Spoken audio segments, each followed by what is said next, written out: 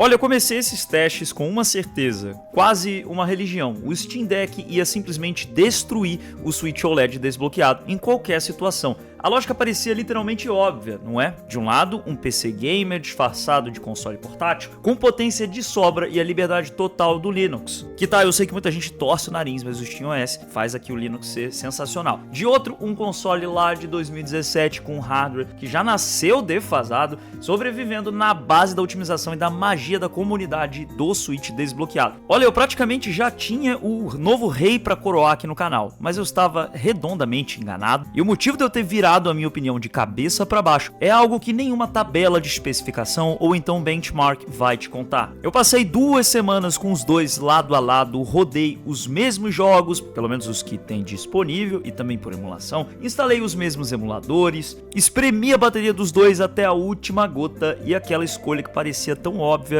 começou a ruir na minha cabeça. Qual deles é a máquina definitiva para jogar portátil no Brasil, principalmente quando a gente coloca o Switch desbloqueado na balança, é muito mais complicado e sinceramente é até mais impressionante. Esse aqui é o Nintendo Switch OLED, leve, com quase aí 400 gramas, já com os Joy-Cons, inclusive você pode substituir por outras coisas que eu recomendo, tem vários vídeos aqui no canal. Ele praticamente some na sua mochila, é um aparelho que te chama para sair de casa. E aí quando você liga a tela, literalmente uma tela OLED de 7 polegadas, mesmo sendo 720p, é uma pintura, os jogos mudam completamente, pessoal, como eu tô aqui com o Switch Lite do lado do OLED, parece outro jogo, parece que o jogo tá numa resolução superior, mas ele não tá, é literalmente a mesma resolução, só para você ter noção da definição da tela OLED. E o contraste faz o preto ser literalmente mais preto. Em Silksong dá para reparar isso, já que o jogo tem muitas cenas escuras. E tá, eu sei que o desbloqueio pode trazer alguns desafios, mas se você é um usuário comum, é literalmente só pegar e jogar, simples, direto ao ponto, sem enrolação. Agora eu tô aqui com o Steam Deck, a primeira coisa que você nota é o peso. Com seus 640 gramas, a diferença é bem clara. Pode não parecer tanta coisa,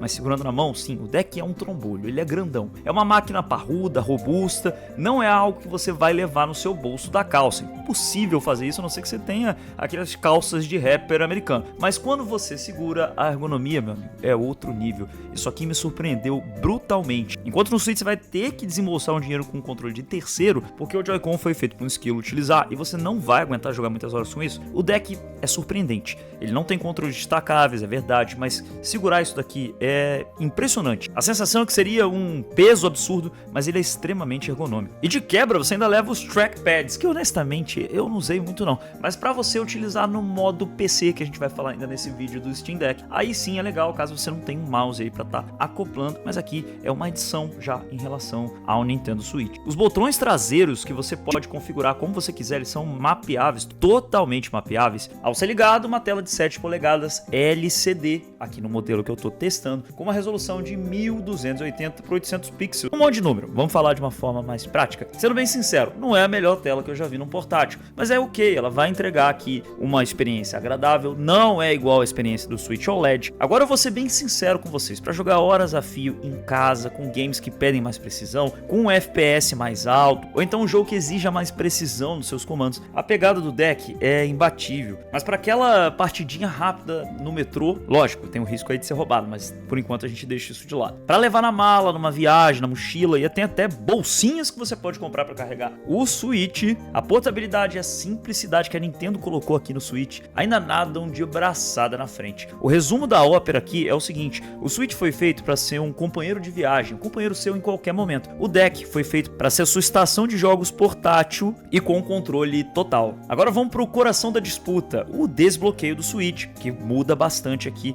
o cenário, já que os jogos da Nintendo são extremamente caros. E eu não posso dizer que os jogos da Steam são caros, senão eu estaria mentindo para você brutalmente. E é aqui que os dois portáteis se transformam e mostram no que eles são capazes. O Switch OLED vai ser desbloqueado com um Atmosphere. Você vai precisar instalar um chip, um mod chip de desbloqueio em cima da placa do console, e com isso você vai poder instalar praticamente qualquer jogo existente para o Switch, usar mods para melhorar a performance, ou então traduzir jogos e, claro, rodar emuladores, que a gente vai falar aqui no vídeo também. Depois que você configurar tudo, a interface é bem simples, é literalmente o ecossistema da Nintendo, só que sem as correntes aí que os prende ao preço alto que a Big N gosta de cobrar. Mas essa é a palavra-chave, o ecossistema da Nintendo. Você ainda tá lá, de certa forma, jogando dentro do parquinho que a Nintendo construiu, pra galera que gosta de chamar o Switch de videogame de criança. Já o Steam Deck, de fábrica, ele já é desbloqueado, e às vezes eu recebo crítica quando eu falo isso, porque honestamente, galera, todo PC é desbloqueado. Inclusive eu não recomendo, mas você pode optar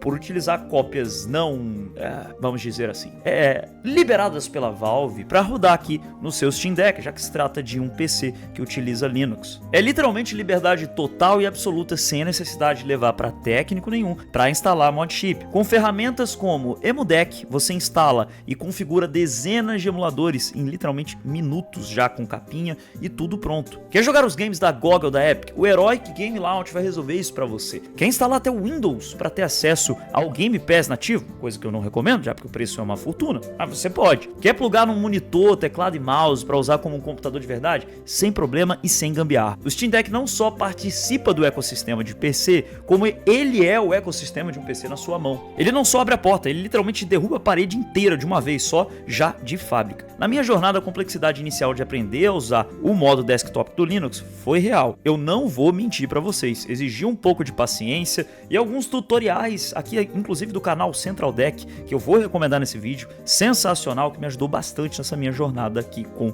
o Steam Deck. O Switch, depois que você fez o desbloqueio, é mais direto ao ponto no dia a dia. Tem gente que sente dificuldade no início, mas honestamente é literalmente o ecossistema da Nintendo com alguns adicionais aí relacionados ao desbloqueio. Só que a flexibilidade do deck é literalmente de outra magnitude. É como se o desbloqueio do Switch parecesse um brinquedo perto do que o Steam Deck pode fazer. Ele simplesmente engole o Switch nesse quesito. Se você é do tipo que gosta de fuçar, assim como eu, de personalizar cada detalhe, por exemplo, temas, uma coisa bem polêmica no Switch, faz mal, não faz instalar temas de desbloqueio, tá lá no Steam Deck. A Valve liberou, você pode fazer, a comunidade criou, você mexe em cada detalhe como você quer, o deck é seu, você pode fazer o que você quiser. E com certeza, pra galera que gosta de personalização, de modo geral, de mexer em emulador, o deck aqui é um gigante, não tem o que ver. Vamos falar do teste de fogo, o desempenho em jogos e emulação. E agora é a hora da verdade. Eu botei os dois para brigar no que realmente importa. Vou dar jogo. Primeiro, jogos nativos. Nos seus primeiros exclusivos,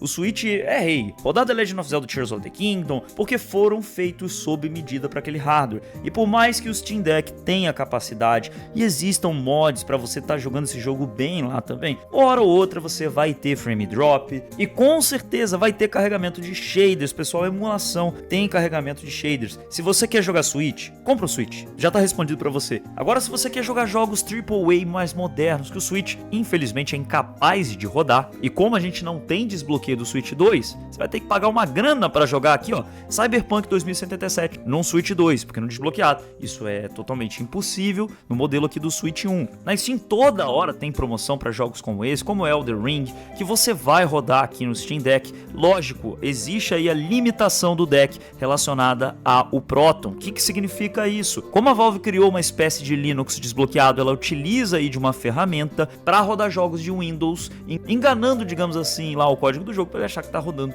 no Windows. E acredite se quiser, isso aqui é literalmente o problema do Steam Deck, que eu vou falar para você agora, e também a solução que a gente vai conversar já já. Porque o primeiro se você é um cara que gosta de IFC ou FIFA, como você queira chamar, ou então jogos competitivos, você não vai conseguir rodar eles aqui no Steam Deck, já que ele vai ter aí o anti-cheating que não vai deixar meio que você tá rodando esse tipo de jogo. Jogos como Valorant não vão rodar aqui. Tá, se você joga CS, como é da Valve, seria o mínimo, né? Ele roda aqui no Steam Deck. Mas outros games pode esquecer, a não ser que você instale um Windows. Mas esse é um assunto para o outro vídeo. Sim, existe a possibilidade de você instalar um Windows. E lá naquele canal do Central Deck que eu te falei, você tem até tutorial para fazer isso. Agora vamos pegar o mesmo jogo e botar para rodar aqui no Switch desbloqueado e também no Steam Deck. O que vai ser literalmente uma coça que o Switch vai tomar. Por mais que a gente tenha mods no The Witcher 3 que eu vou estar usando, mais uma vez não é um jogo da Nintendo que a gente está rodando aqui, mas o deck vai rodar tranquilamente com uma performance sensacional e totalmente configurado. Já aqui no Switch, a gente vai precisar usar mods da comunidade e você vai ter uma experiência mais modesta. Agora vamos falar um pouquinho sobre emulação, um assunto assunto que eu me amarro, já que aqui no canal a gente tem o RetroArch Switch na mão, com mais de 6 mil jogos. E ó, esse assunto aqui vai ser muito legal, tanto para quem tem o Switch desbloqueado, como para quem tem o Steam Deck eu penso em comprar. Aqui a gente vai falar em alguns cenários. Cenário número 1, emulação leve, Super Nintendo, Mega Drive, Game Boy, por aí vai. Os dois são perfeitos, zero diferença de desempenho. Aqui a discussão vai virar outra. A tela, e sendo bem honesto, o Switch OLED vai te dar uma experiência melhor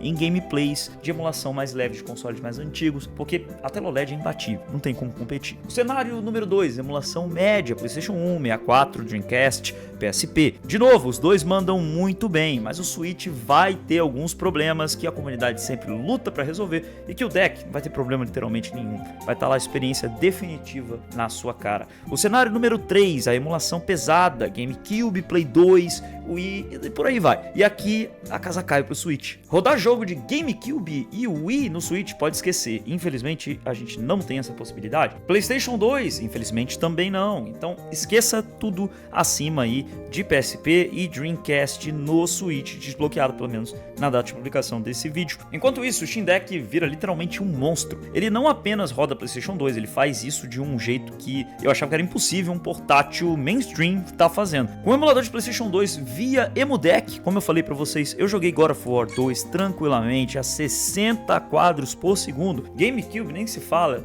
Super Mario Kart Double Dash, pra mim o melhor jogo mais divertido de Mario Kart de todos, rodando aqui a 60 FPS, com resolução aumentada, tá perfeito. E ó, eu não fiz, mas tem gente que diz que dá pra rodar vários jogos de PlayStation 3 no Steam Deck. Então a emulação aqui é com o Steam Deck, não tem jeito, pelo menos para jogos mais pesados, para emulações mais modernas, digamos assim. Lógico que todo esse poder e versatilidade vai ter um preço. Aqui no Brasil essa diferença é meio grande. Hoje, já em 2025, você consegue encontrar um Switch OLED na Shopee, vou deixar ainda aqui ó, nos produtos do YouTube para você um link de segurança, já desbloqueado, pagando algo em torno de R$ 2.500, R$ 2.800. É uma grana, mas que te dá acesso à biblioteca gigantesca da Nintendo sem ter que gastar mais nada depois disso, além dos third party presentes no Switch. Peças e acessórios também são muito fáceis e baratos de encontrar. O Switch parece um Lego, você tem inúmeros produtos que tornam ele mais divertido. Lembre-se, esses valores podem flutuar bastante dependendo do dólar e da disponibilidade para a galera que está assistindo o vídeo depois aí não ficar brava comigo. Já o Steam Deck, por outro lado, é um produto de importação, não tem aqui no Brasil. Você vai ter que comprar